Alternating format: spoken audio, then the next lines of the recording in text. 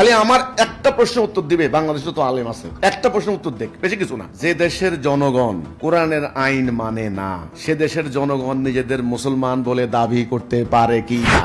আপনি নবীকে ভালোবেসে আপনি দাঁড়িয়ে রাখেন, নবী রাখছেন, নবী লাউ খাইতেন আপনি খান, নবী খেজুর খাইতেন আপনি খান। তো নবীকে ভালোবেসে নবীতে যুদ্ধ করছেন, ওটা তো একদিনও করলেন না।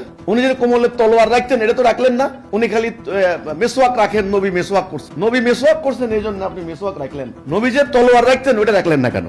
তার মানে আমরা মুসলমানরা এমন এমন গুরুত্বপূর্ণ প্রসঙ্গ বাদ দিছি, যেগুলা বাদ দেওয়ার কারণে আমরা আজকে জাতি হিসেবে পৃথিবীতে লাঞ্ছিত, অপমানিত। আমি একটা উদাহরণ দেব।